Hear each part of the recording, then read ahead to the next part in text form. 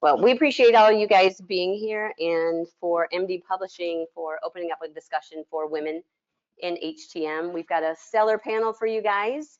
I am Kim Rowland, your moderator. I'm with RSTI and also the Vice President for Women in Leadership, and happy to talk about that after this conversation. But we've got the panelists will be talking a little bit more about themselves in a second. I just wanted to, well, get this over here. I wanted, if you didn't, well, my AV is,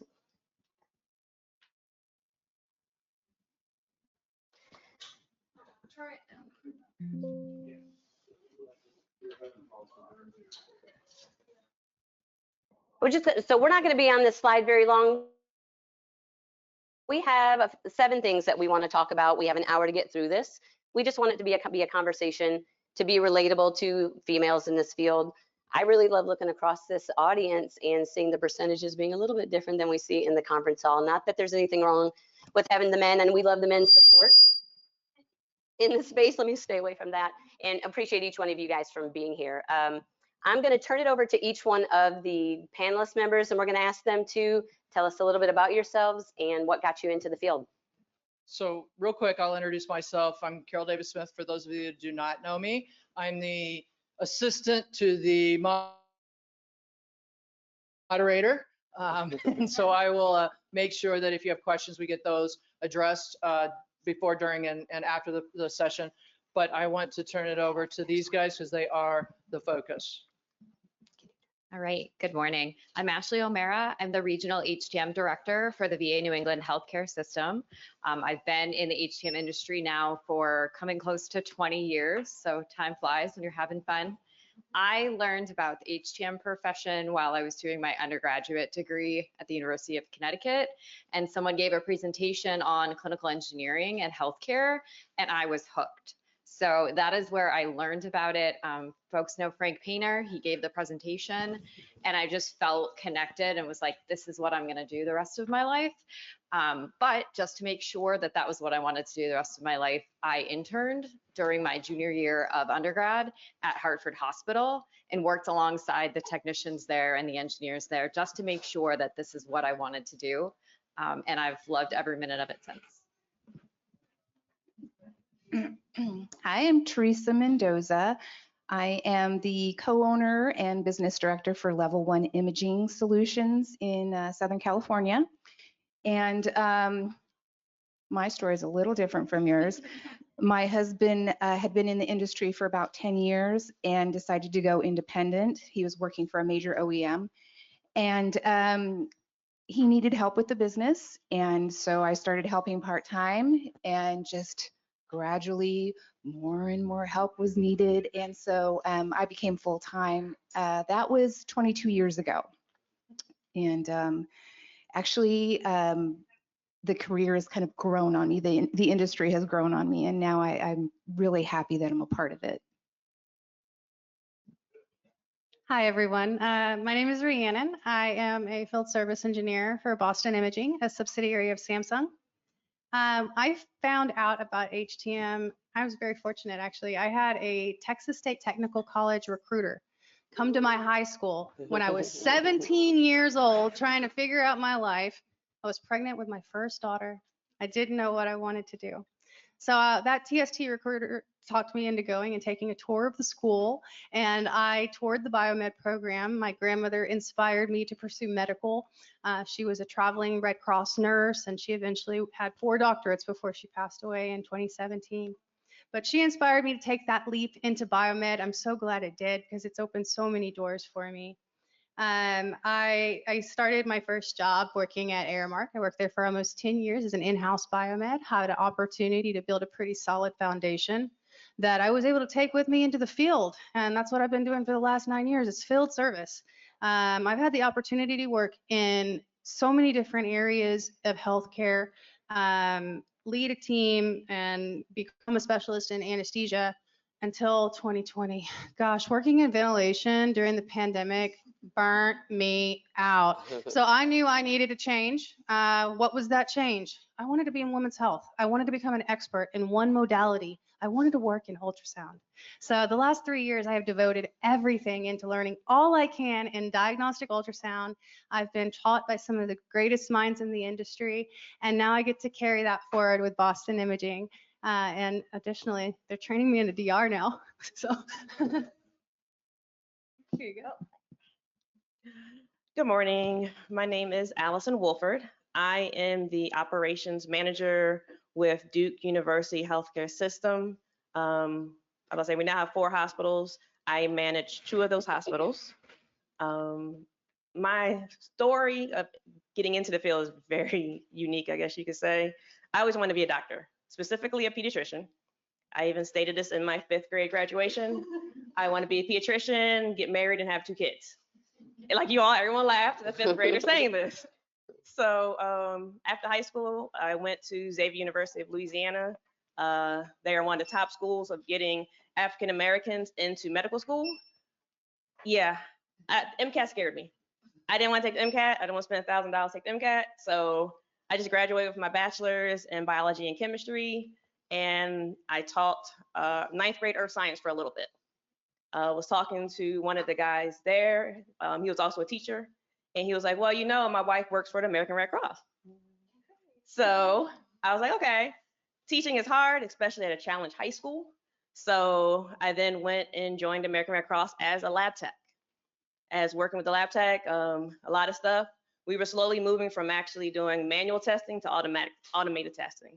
So you got to really see the field service engineers come in and actually troubleshoot the equipment that you're needing to use to get the blood tested so it can go get used on a patient. And you didn't want to stay late to try to see what was going to happen, or so you want the equipment to work. So from watching them, got interested in it. So I actually joined the American Red Cross. Actually has a biomed department. So that was my first love, first time into it. And it was ran by all females. So all the technicians were females, the director, the manager, everybody, just straight all females. So I loved it. So we got to work on stuff. My first taste of going to Texas to go get Abbott training on some Prism analyzers. It was just the best. From there, I just moved on up to, instead of working in the National Testing Laboratory, I actually had a chance to go and work on the collection side. So had the opportunity to work on refrigerators, freezers. I'm up on the roof dealing with condensers, getting them clean because we got to make sure that our freezers stay making snow in them because we want them to make sure the blood, yes, the blood wants to stay cold so that when it gets shipped out to the patient, it doesn't spoil and it can be used. From there, we actually had 5 different regions. So I actually had opportunity to travel throughout North Carolina and also throughout the United States for major projects. And eventually I was like, okay, it's time to go into a hospital setting. Got a little bored with the Red Cross. So then just worked my way up within the hospital settings. And here I am now. Well, we appreciate your stories, and I'm connected in different ways, gotten to know each one of these ladies in the industry. Very fortunate that I get to work with them, and you can see why I invited them to be on the panel, and I appreciate you guys being a part of the discussion. I'm not going to go through all the slides. I want the lead slide to be these stellar panelists so that you can remember where they're from, what their title is, and where their input, what their input, the value of the input that they're going to give us. So I'm going to read from my notes. The first question that we're going to talk about is entry into the field. And we're going to talk about what challenges did you face entering HTM and how the landscape has changed for women. And then what advice you would like to give young women considering a career in HTM. So Rhiannon, you want to kick us off with answer to that? Sure thing. So looking back on the challenges I faced 19 years ago when I stepped into healthcare technology management, I see now that those challenges built resilience and actually strengthened my determination to take my career into my own hands. Some of the challenges I faced early on, being the only woman in my team, I was often mistaken for a nurse on a ladder. Like I was wearing scrubs, I looked like a nurse, but one of the first jobs I had when I came into the hospital is we were tasked to pull the telemetry wire through all 4 stories of our hospital, including the sub-basement level. So I learned to pull wire with the electricians to use the fire cock to seal it so we were in code. I learned how to do so much, but I was on a ladder a lot, troubleshooting nurse call and all that stuff. So I often got mistaken for a nurse on a ladder. I had difficulties advancing in my roles. I really wanted to become an anesthesia specialist. I tried everything I could to become that specialist, and I was often overlooked. We're going to give it to somebody else. No problem though. I learned from that. I learned to shadow the ventilation specialist because he could teach me all he could in respiratory, and that would be a stepping stone to my next future growth. And guess what? I eventually became an anesthesia specialist. I just had to change leaderships. The other things that I found a little difficult going in was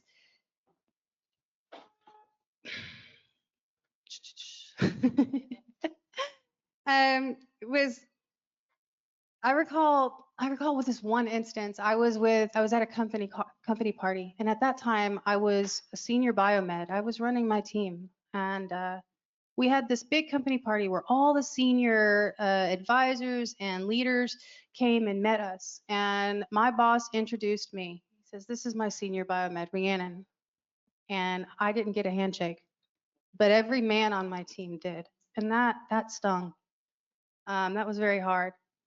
But you can learn from those things. I mean, it's all about the people you're working for. Some leaders don't quite know how to lead, and managers push from the back, and leaders push from the front. They're in the front, leading the way.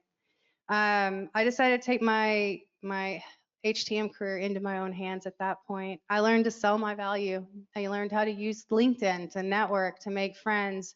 I built allies within my organization that could share skills with me that would help me become a better engineer. I helped my coworkers around me to become better. And with that, I built rapport. I built rapport with clinical staff that were able to come in and send emails to my boss saying, "Hey, you better keep this one. You better keep this one." So the challenges were there, but there are ways around them. You just have to be courageous. You need to learn how to use your voice, build your allies, and just work with integrity, and you'll get through. And if you can't, if your employer does not value you or show your worth, there are other employers out there that do. Some advice I can give you guys for how the landscape has changed. What I've seen a lot more of is we have a lot more male allies out there supporting us. I just dropped my notes, so I'm going to wing it now. We have a lot of male allies that are out there supporting us. I'm seeing a lot more unity with women in HTM, with groups like Women in Leadership. And that's empowering. It's empowering to have a sisterhood. I remember I was working with all these guys, and I was like, what can I don't know how to vent. I don't know how to talk. I don't know how to communicate. They're not understanding me. I joined a roller derby team. I got 30 sisters. It was awesome. But we have a lot of positive improvement. I'm seeing more and more women enter this industry. I'm now working at an organization where I'm not the only girl for the first time ever. I've got 4 awesome ladies that I get to work alongside with, and then all the clinical apps teams that gets to show me the clinical side that I never got to see before. So I think we're moving in the right direction. And I think if we bond together as women and we support each other, and I think if our male allies speak up in meetings, when they see that you are trying to use your voice in a meeting and articulate yourself and you're being talked over, guys, stand up for that lady, give her a voice. And that's what I got. No, I think that, yeah, that's great advice. Yeah, I'm gonna give a clap to that one. Yeah, and unfortunately, and I don't like to use a negative word, but those things that she came up against, a lot of us have faced that. It doesn't mean that we have to choose how we're going to respond to that. I think that you've done a very great job, Rhiannon, in rebuilding yourself, and a lot of those answers, I think a lot of us are relating to, and the whole point about the men supporting the women in this space, very grateful for that. I think yeah, I love the men that have chosen to be in here. And then opening up conversations with women, it just changes things. We don't want to make it completely man versus woman, because it's not that. Estrogen has a different conversation than testosterone. It just does. We have different things that we face during the day. And honestly, like if I want to ask what color your lip gloss is, like I want to feel free to do that too. But you know, all that you guys, dive into technical levels and personal levels. And I like that we're really expanding on that, especially with events like this, to be able to talk about that. So thank you, Rhiannon, for your answers. So number 2, we're going to talk about work-life balance, which is, I need some answers on that. Like that's probably one of my biggest struggles. We're going to ask, how do you manage work demands while maintaining personal responsibilities, and what strength has helped you avoid burnout and maintain balance? And I think a really good one for that is a business owner. Teresa, I think if you can handle that one. Yeah, well, okay. So work-life balance. First of all, we have a family business. So it's 24/7. And trying to separate that, it was pretty challenging in the beginning, especially when our business was in our home. So really, I would have to, at the end of the day, close everything up. First of all, you need a space. If you work from home, you need a space that is dedicated to your business. And you need to be able to close it up or throw a tablecloth over it at the end of the night, something so that you can transition into your personal life or your family life. It's hard not answering emails after you're done with work. It's hard to not take phone calls, not to say, oh, I forgot to do that one little thing. Let me just go run back and do it. But it's so important that you take time away from it. And I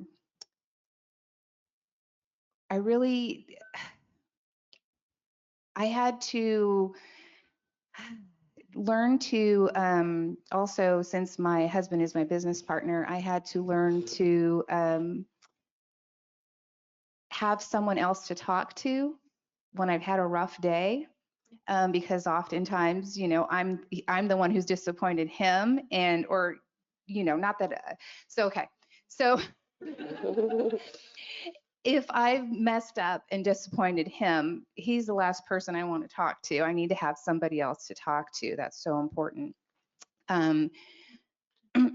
Also, just taking time to find something that's important to you outside of work. Yeah, whether it be a hobby or family, whatever, and scheduling time for it. Also, what's really important is establishing boundaries, learning to say no so that you can protect that time outside of work. I've been working on saying no this past year, and it has felt glorious. It could be something as small as someone asking you to do a favor for them, or somebody assuming that you're going to handle something that you really don't have time for. And I know as women, it's so hard for us to say no because we want to be the ones who take care of everybody. Also, we don't want to look like, oh, we can't handle that. We want to look like we can do everything that everybody else can do. But it's really important to say no and to set boundaries. The other thing that I think is important is, was it Nora Roberts had the analogy that when we have spinning plates in the air, she says you're juggling balls, right? And your kids' school, helping them with school would be one ball. Helping take care of your parent is another ball. The project at work is another ball that you're juggling. You get the idea. And she said that you need to realize that some of those balls are glass and some of them are plastic. And you need to know which ones are which on which days, because if you drop a plastic ball, it's going to bounce back up. If you drop a glass one, it's going to shatter. So it can be different on any day. Like let's say you've just come back from a 2-week vacation with your kids. Well, they're not going to be so disappointed if you miss their award ceremony that week. But if you haven't seen them for a while, they're going to be really upset that you haven't attended that ceremony. Same with your partner. You know, if you haven't seen your partner, it's really important to take time to keep connected. So yeah, boundaries, glass balls. Anybody have any questions about working from home or keeping, because I doubt very many of you have family businesses, so I know it's different. No? Yes. Oh, great. It is. Mine too. When we're trying to have, family time on Saturday or Sunday, it's like, please, no, this is talking to, okay? Yeah, I give it 30 minutes and there they go. It's really difficult. But I've implemented an little hourglass for everybody Oh. to say their piece. That way, That's wonderful. That's wonderful. it's very, very challenging. Yeah. Great. Thank you for One thing- speaking up, one so thing that we that- can get it on recording, because you guys have great pieces of feedback for the audience that will listen to this, next week or something.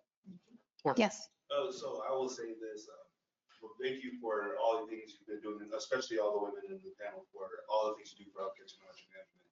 It's huge, and you're a great representation of women that put their part into this great community. My question, of course, with work-life balance is it's hard for me to be able to, even after I'm done with my work at GE, I still do more stuff after work. And I feel bad because I realized lately, I didn't realize this, you were talking about you and your husband. Sometimes I forget that my wife, who's always been there and always been supporting me through everything, I sometimes get so caught up like, okay, I'm still providing, I'm still doing this, and I'm working, trying to do my part in the community, that it's hard for me sometimes to kind of calm down and be able to have that one-on-one experience with my partner, who's always there for you, right? How do you do that with somebody like you and your husband who work a business together? How do you be able to give that focus to your partner? Transition time is really important. I think doing something to transition from business to personal time and prioritizing it. Even just a small date, running an errand or something on the weekend where it's just the two of you, and make it a point to not talk about work. I know it's hard. It's hard. But you've got to have something else to talk about. Thank you so Yeah, much. you're welcome. Yes. Wait, Sorry. I grew up in a family business. My parents opened a store after my dad retired. I started working with them when I was 11 years old. Grew up in it all the way through. And my mom was less than active business partner in it, but they were both, it was a joint venture. So it was very much a family. But growing up, there was always this tension that my parents from the Yes. business Yes. And again, it was me and my sister that would work with both my parents. But I guess, how do you kind of navigate that? I'm assuming maybe your kids are a little bit grown now, but. Yeah, that's my daughter right there. Who's part of the business, yeah. Work, but specifically working with your spouse and then not bringing that home to kids. You have to, it takes work. You just have to practice, and you have to agree to say, okay, oh, we're not going to talk about it. And if the other person starts talking, say, we're not going to talk about it. But also, I think too that when you bring in the tension home, it's because you have unresolved things that you didn't talk about in the office. That's important too. And we would try really hard to talk away from the kids. Didn't always work, but it just takes work, and you've got to make it a priority to focus on that. I'll go back to your question about the spouse and that piece of it. I think sometimes the other spouse just has to call the other one out on it. Like, you traveled and you didn't call, but I was doing work. I was focused and I didn't realize that, oh, you're right, I didn't call, because I was so head down focused on that. But he called me out on it and said, you got to send me something, and I was like, oh, got it, but it's that give and take where you should empower your, significant other to call you out if that's the thing, because we all learn. And it wasn't until he pointed it out that I was like, wow, it was not an intention. I was just so focused in the day to day. And then you can also have a 10-year-old, because they will call you out on work-life balance. She's like, Mom, you were supposed to be done hours ago. Get off the computer. So, you can do that too. But I really feel like it's all about communication. But there's a ebb and flow on that as well. So like, I don't go to bed as early as my husband. I have an hour at night that I can do something so I can sleep, where he's an early bird.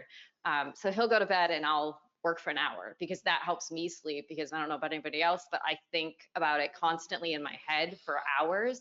The notepad next to my bed where I write thoughts down so I can go back to bed.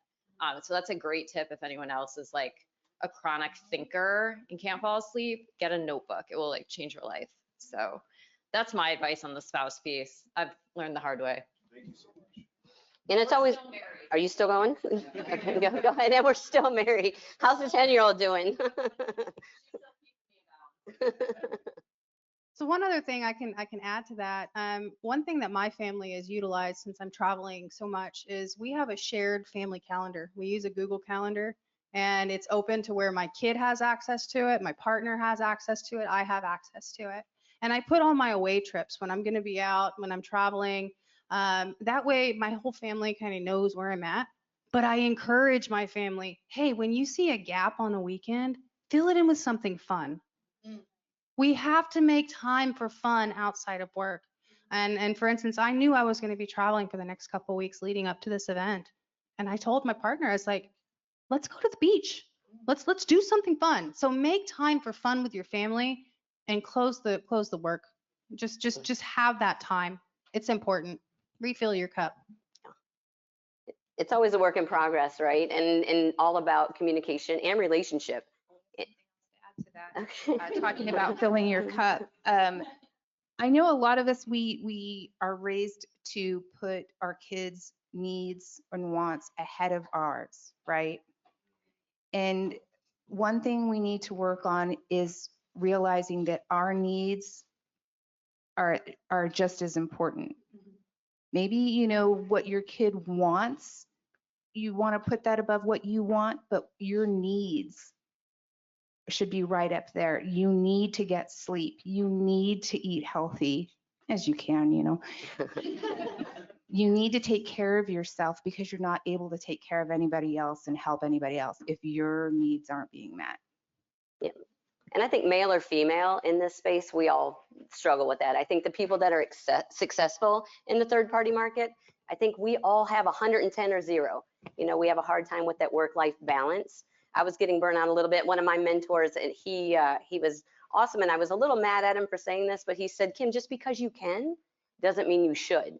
And I didn't understand that. I've got the means, I can do this, but that doesn't mean you can't give 100%, but sometimes 100% can be 20% that day, but just always give your best. And opening up to these conversations makes us know, we're all in the same boat. We're all struggling with the same issues. And I mean, you guys have some great points, and the conversation is great to talk about that, because I think we all struggle with that. We are gonna move on to stepping into leadership. And I know the person that I want to talk to about this, because she had a long list of climbing up that ladder. But the 2 questions I want to ask: what motivated you to pursue leadership? Let me just also add that leadership isn't a title. It's really how you treat people. In the way that you work, the way that you live, the way that you talk to people, just a smile can be a day changer for somebody. You don't know what people are going through. Like right now, this is the first time I've ever done this, and I didn't even want to lead with that. It's a negative thing to say, I feel like, but I was scared to death, wanted to quit the industry completely when Kristen said, I want you to do this. And I talk to people all day long. Last night I'm on the lawn, I'm talking to everybody. And I woke up this morning and I was like, but I just got to talk to everybody all at once, right? So we gotta get in the right mindset. But anyway, so thank you. This is not easy. Raise your hand if you want to be up here doing this. None of you raised your hand, so thank you for that. So the questions are: what motivated you to pursue leadership? What challenges did you face? And what key skills or mindsets helped you succeed as a leader? Allison Wolford, I need to know your answers on that. Oh, wow. Okay. So, in all honesty, I have been an operations manager for now a little over a month and a half. So, I was in the role interim for about 5, but to truly be that person for a different group of individuals that I'm learning to interact with, know their skill set, know their personality, it is challenging. Just you become familiar with what you're familiar with, and then when you get thrown into something else, it's like what Kim said. She's new to this. She was thrown into the speaking, but she's mastering it. So I had to learn the same way. I have to go into these 2 new teams that I knew, but not as well as I knew about the other teams, and actually get to know them as a person first, but then work on seeing how they are as a technician. Because I think a lot of times we forget that we're all people. And that's why you have the whole work-life balance. We are all people. We all have issues. We don't know what's going on in the back of somebody's mind when they step in the hospital door. You don't know what could have happened to them while they were out there trying to get into the work. So I try to get to know my teams personally, and that's one of my biggest challenges because I'm new into the title. But I've always been an active learner. I love learning new things. I love hanging out with my dad. I am the youngest. I have a sister. So when my dad had to fix something, it was just him. But I was like, nope, I want to go work with you. I want to play in the toolbox. We had Heckingers growing up. So I enjoy going into Heckingers. It was like Home Depot or Lowe's and just playing with the loose screws, loose bolts. That was me. Any tool is still, even today, Lowe's is my favorite tool. It's my favorite toy store. That is it. I find the little yellow tags because everything's on sale. So because of that, I've always wanted to take an active role whenever something's happening. One of my guys I've worked with for years, he was like, you can be a chief or you can be an Indian. He'd rather stick and be the Indian. He don't want to be the chief. He doesn't want to stand in front of people. He doesn't want to talk to people. He knows his role. All of a sudden, I gravitated to, I want to know people. I want to know what your problem is. I want to help solve your problem. So whenever we had something to work on and we had to go out to a clinic together, then he'll be the one, he can fix the table. Yes, I can also fix it, but he'll fix the table and I'll go talk to the nurse manager or go talk to any other staff in there and try to explain to them, okay, this is what's going on, this is what we're doing. He's not that people person, but I was a people person. And that's how we ended up working together when we're out in the field. So I would say it more likely, it just became natural to me. And I just felt into it. And then also another thing about myself, I'm also an adjunct professor for community college for the biomed team. So I was required to, when I transitioned from the Red Cross to a hospital setting, I already had 2 degrees. I had a bachelor's and a master's. I was informed I had to go back and get an associate's. Even though I already had 10 years of experience in the field, I was informed that I had to go and get an associate's. So I was like, all right, fine then. I will go get associates. I went through 3 interviews with the hospital. And finally, they even tried to tell me that they couldn't put it down as condition of employment for me not having this degree, so they couldn't hire me. But they will put it down as a condition of my performance if I didn't get this associate's degree. Even though, again, I had more degrees than they both had. So I was like, fine, you know what? I'm going to do it.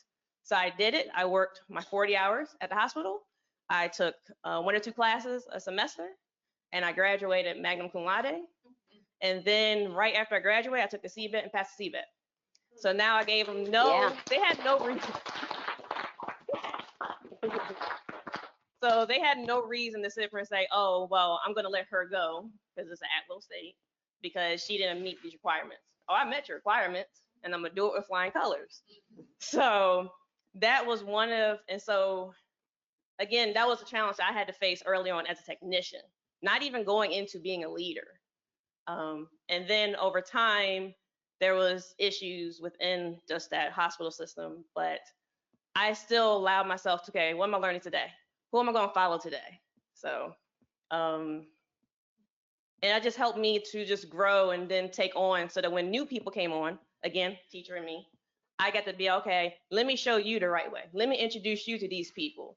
Let me make sure that we're all following, because I'm big on standardization, that we're all doing everything the right way, because these patients need us just as much. They need that doctor, need that nurse, the respiratory tech, and the lab staff. They need us to help them get better. Because, like, yes, we need them to come into the hospital because they're paying the revenue and everything, but we need them to get better to go out that hospital. And I'll say, what for my skills, I love listening to people. I can sit there, and for some reason, people will come and they'll want to tell me what's going on with them. And I have no problem with that. And sometimes I've learned that you have to ask people, do you want to vent or do you want advice? Because there's times some people just want to vent. So let them vent. And there's times where they really need to know some advice to help them get through the situation. So I've learned that and that's helped me a great deal with being a leader, because like some people just want to say, okay, this doctor yelled at me, cursed me out, I just don't know what to do. Okay, I understand, and I can help them through those emotions that they're going through. Other times, all right, this machine broke, the ultrasound, the probe has all these artifacts in it, and then I had to call these people, and we got a new probe. And it was just frustrating because I had to go through this, this, and this. Okay, but you solved your problem. But I understand they just need to get that off their chest. And so I think I've just learned to understand that everybody is somebody, and you're not just a title, and you're not just that person carrying that wrench. And what a great thing to offer to your team or whoever's coming to vent to you, because we can get in our heads and think we're the only one that feels that way, or, you know, you just try to stuff it down and act like I didn't have those feelings. It doesn't mean you have to react, but learning how to, okay, this is how I feel, but this is how I'm going to respond. I think that's incredible that they have you to go to, because ultimately we're all different titles, different levels of, you know, technical to sales, but we're all here for patient care, right? Patient safety, the health, that's what our HTM, and especially in the third party market here in this space, in this room, that's what we're out to do. So I love what you're doing for your team. The challenges and successes in leadership, I think is a pretty broad conversation. I think you guys could all have a little input in this if you guys don't mind. A couple things I want to ask: what's a major leadership challenge you faced, and how did you overcome it? And how do you mentor and support other women in HTM? Okay, so interesting enough, again, this is a male dominated field, and we are all working to change that, because women can do this field. One of the challenges, which is actually better now, is having a manager who is willing to be there for you, who is willing to back you up. Because I've had managers where they're like you said, you go into a room, you're trying to talk, and everyone overtalks you. And the manager just sits there and doesn't do anything about it. And then you have others who's like, all right, I'm pulling you involved. They ask him a question. Oh, nope. Allison, you can answer that. Because he knows, and he has that faith in me, because he knows that I know what I'm doing. I've had the experience. I know how to talk to people. And if I didn't, then he's going to take me to the side and he's going to coach me. So That's the key right there. yes, coaching, because we all don't know everything. And there's times with my boss, he's younger than me, sadly to say, but there's things that he just does not know how to handle. And that's just, again, human nature. You have other women coming into the field, like Kim was saying, we think differently. We think differently than the men. So he might have his mindset on this one way, it has to be done this way. But then I can come in and I can challenge him, and he doesn't take offense to me challenging him. He understands that we all have different perspectives.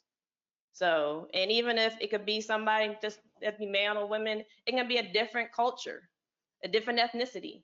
We all have different ways in which we think about stuff, and they're all valuable and important. Don't apologize. So a major challenge that I've recently faced is leading from a team-facing role and having an opportunity to lead a team and see them face to face every day, to leading from afar, like from my home in Texas to a team maybe out of a different state. It takes a different type of communication. Your emails have to be articulate, or they can come off, so make them positive. Try to keep everything positive in your emails. And one of the things when you're trying to lead from afar is, and you're learning a new organization, you're learning a new role. It's important to learn the key players in your organization so that when you're trying to solve problems, you're talking to the right person. A lot of times we'll pick up the phone, we'll call, and I've got this issue, but you're not even talking to the person that can solve the problem. So get a good idea of how your company's organization's mission, visions, and values are, and how the key players in the organization help get things moving. A lot of times, sending an email isn't always the best way. My mentor is telling me, hey, man, just pick up the phone. Pick up the phone. A lot of us have a hard time picking up the phone. It's easier to send a text message. It's easier to send an email. But the phone is where, if you're having that conversation, that's when action happens. Avoid assumptions when you're leading from afar. I mean, even if you're leading faceward, I mean, just avoid assumptions altogether. Try to start thinking about facts. Think like a lawyer whenever you're trying to solve a problem. One of my mentors told me, he says, if you have a statement and you give a statement, or you're talking about an issue, you're venting, that's just going to build animosity and division and resentment. But if you form your issue into a question, that invites innovation, that invites collaboration. So learning to communicate is really, really integral when you're trying to lead. Communicating by email, by phone, face to face, learning how to use the right questions versus statements. And then that's something that I'm really trying to focus on learning myself right now to become a good leader. Okay, so not being a technician or an engineer, for me, the biggest challenge was imposter syndrome. The first time I went to a HTM association meeting, and I was introduced and I had my level 1 shirt on or jacket on, the person I met assumed I was a secretary. And so I said, well, I guess I should do something about that. Maybe I need to dress differently, dress the part. And I second guessed myself. But then I remembered, well, wait a minute. For what I'm doing, I'm running the business. I have an MBA. I have, at the time, 18 years of experience. I learned how to do everything that I do on my own. I never worked in a accounting department. I had to learn how to do bookkeeping on my own. I had to learn how to do insurance on my own. All the HR, marketing, finance, legal, all those things that I do, I had to learn on my own. And I just have to remind myself that I'm qualified. I'm qualified to do what I'm doing. And if there's anything that I feel insecure about, I need to do something about it.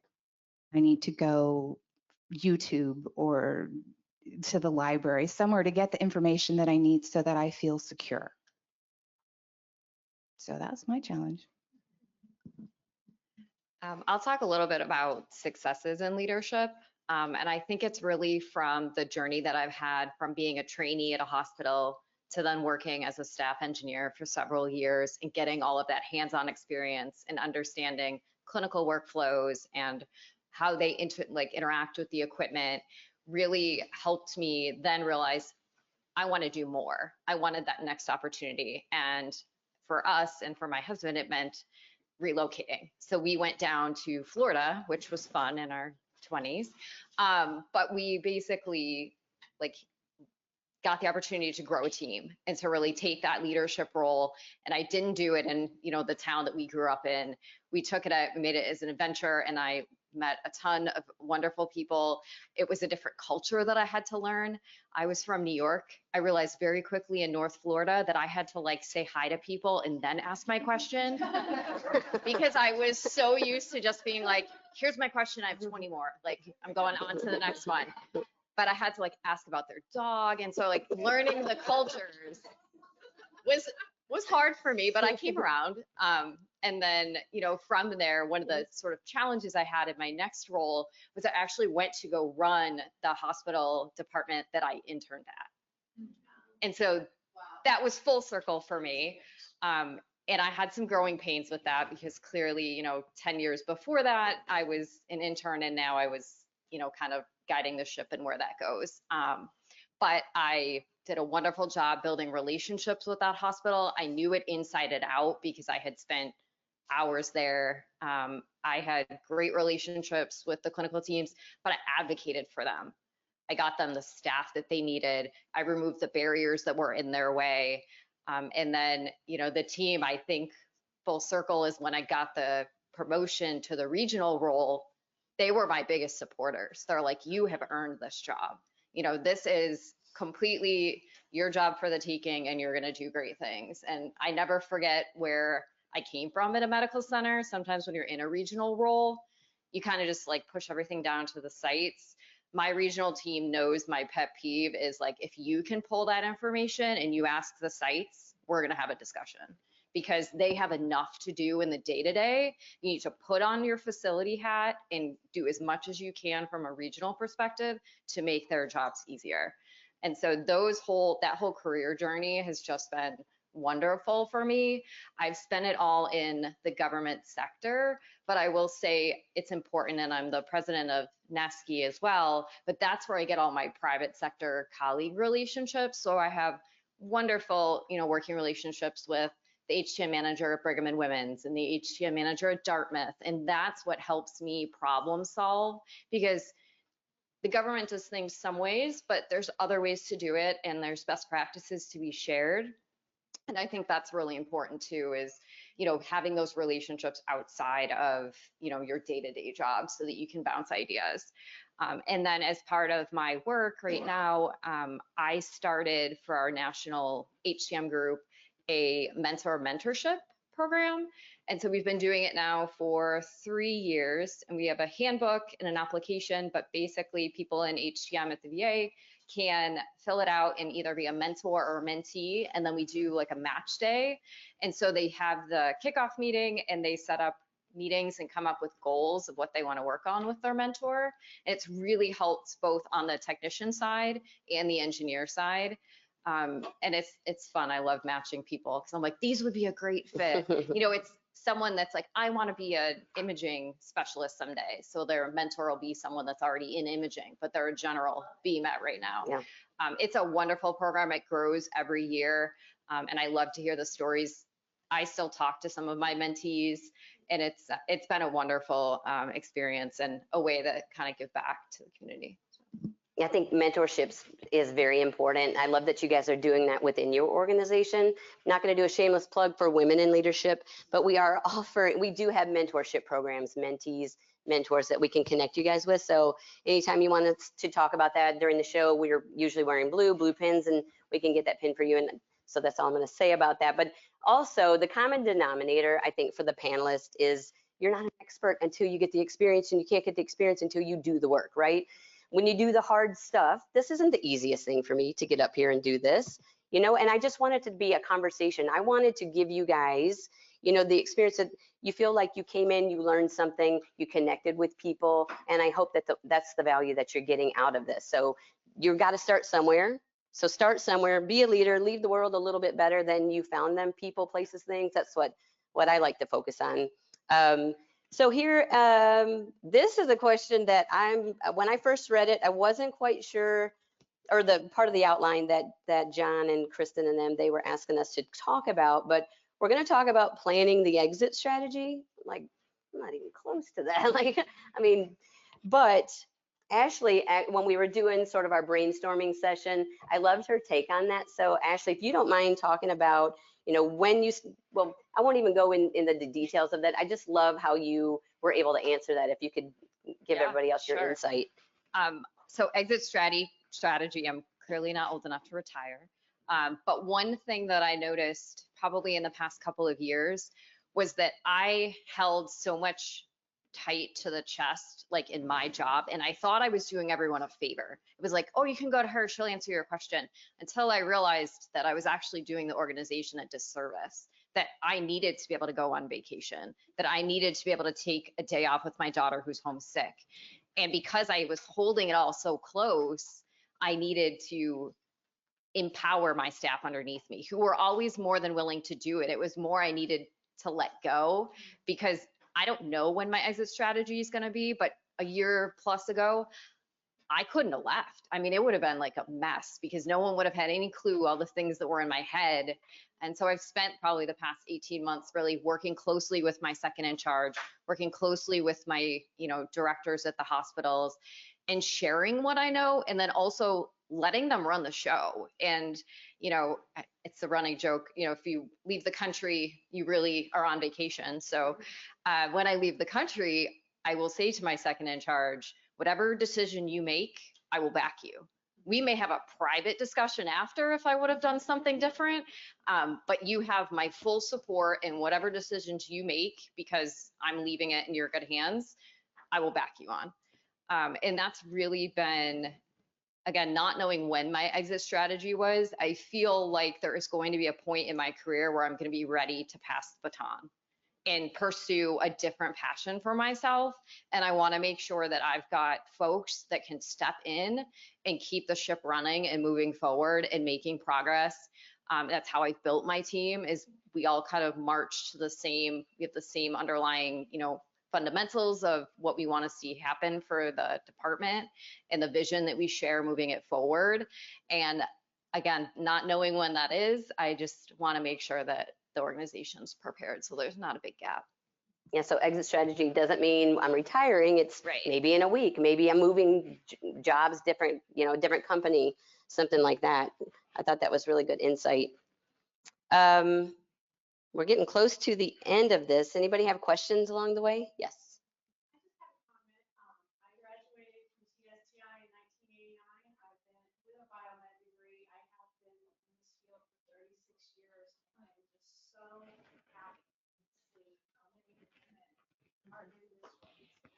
When I started, I was the only female in every shop I've ever been in until recently.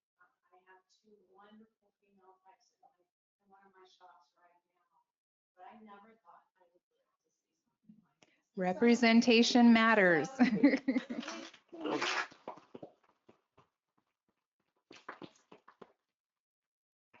you graduated from TSTI, did you have any other women that walked up? Yes, we had actually had 3 females. I had one other female in my graduating class. And we actually interned together. We graduated, we walked, we got the internship, we did it together. Unfortunately, the other female that graduated with me lasted about 6 months. She went back to the Navy. So I applaud you sticking with it. And I too am so proud of how many women we have in HTM.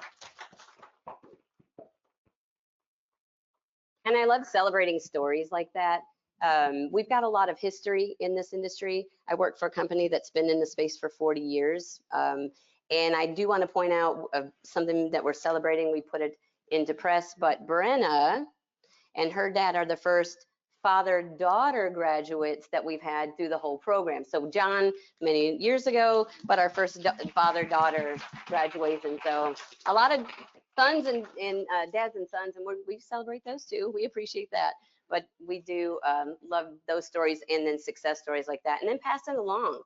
My girl gang, we're so good to get the word out and try to promote this, because it empowers other women to have these conversations. And thank you, men, for supporting again. Yes.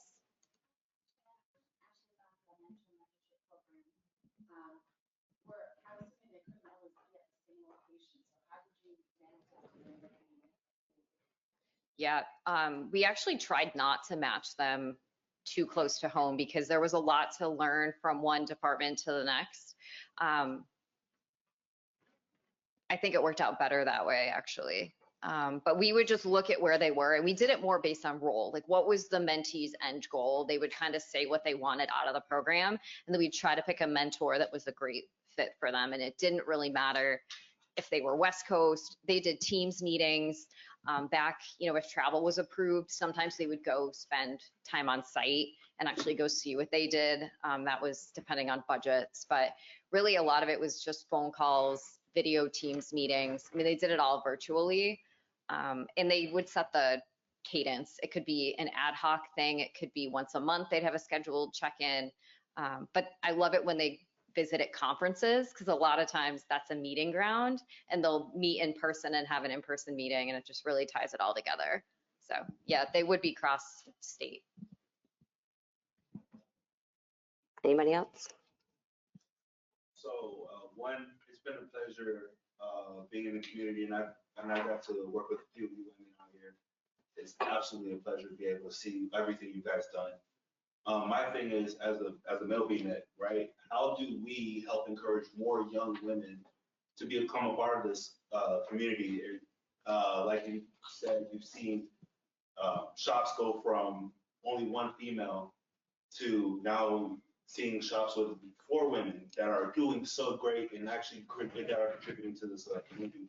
How do we as men help encourage women, even like if we're at a shop where it's all men and you see somebody who has the aptitude that could actually also be great in the community, and you're like, hey, it's hard because I can't really relate. I'm trying. I can't say You have the conversations that you would have with little boys. You have those conversations with little girls as well, in the same way, with the same encouragement. Oh, yeah, I'm too low on that. And and if you see it, when you see it, that you can be it. And I think the more we have women out there in the field, I think the momentum is picking up. And we also have a couple great programs that we can talk. If you guys want more information later, but people that are getting engaged with STEM programs, junior achievement, we're always open to getting more volunteers. If you're, locally, that way we don't have to pay for travel, things like that. So starting at that entry level too, I think is an important thing. And actually, I think I will say also building up your network as well, because I understand there are some men who just don't know what to say to a woman. They just don't. So, and like you said, you have a hard time with relating. So then you have somebody in your network, you can say, hey, I got somebody here who can talk to you about it and talk to you about what challenges you might be going through.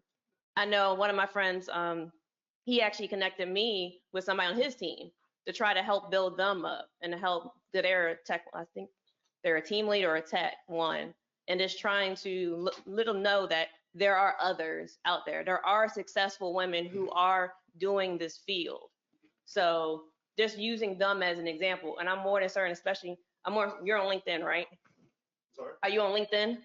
Oh, yes, I am. Yes, ma'am. Find me. Actually, I think you're already. Okay, there you go. Track her down. If you find somebody, bring them our way. I'm certain any of the other ladies in this room, we will all be willing to work with any of the other gentlemen that are here and tell them. I know one of the big things I always tell young ladies I talk to is, can you put together IKEA furniture?